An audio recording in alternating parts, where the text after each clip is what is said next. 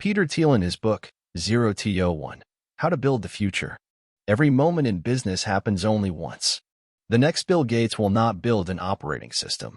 The next Larry Page or Sergey Brin won't make a search engine.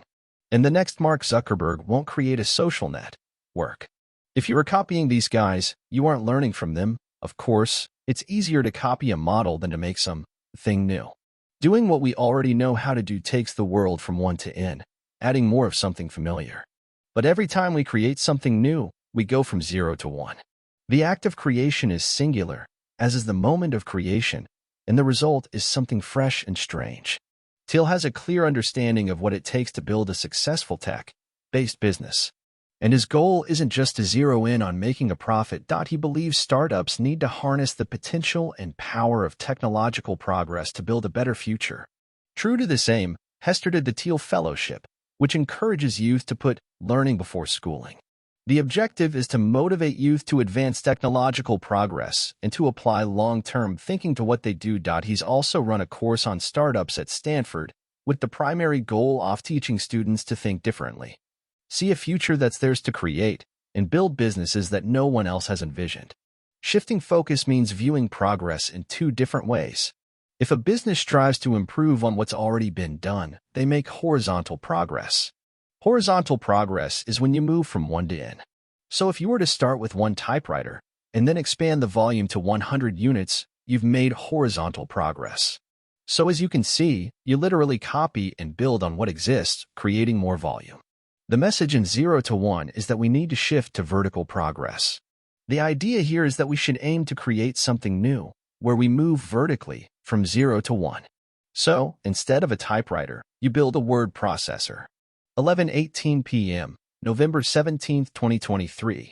The path of progress. The path of progress can be horizontal or vertical.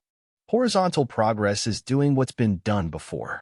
It results from duplicating success. This means going from 1 to n. Globalization is an example of horizontal progress because it entails taking something that works in one area and replicating it elsewhere. For example, China's 20-year plan was to be like the West as we know it today.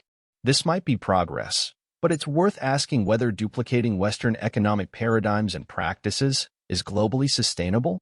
It's almost certain that this isn't sustainable, and the industrialization of more countries will lead to more problems. Unless technological innovations are introduced, China will double its industrial production, but double its air pollution at the same time.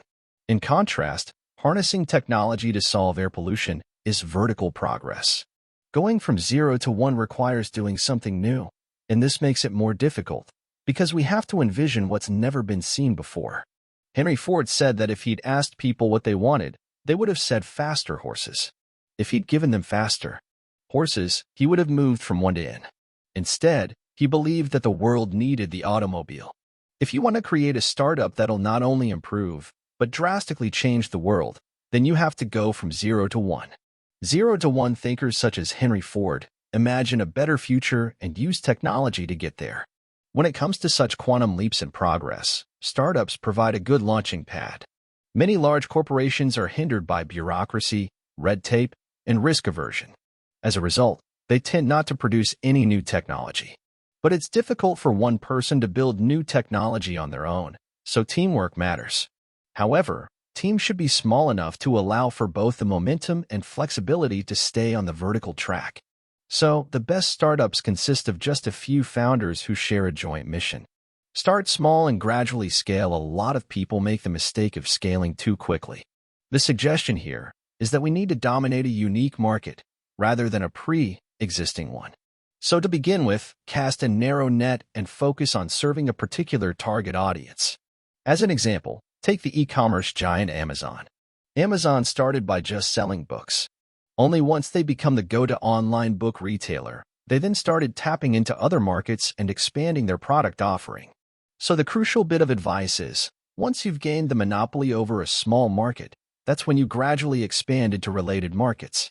Take advantage of technology, network effects, the economics of scale, and branding. There are 4 key characteristics that help companies gain a sustainable competitive advantage. In other words, there are 4 ways to maintain a monopoly. The first is proprietary technology.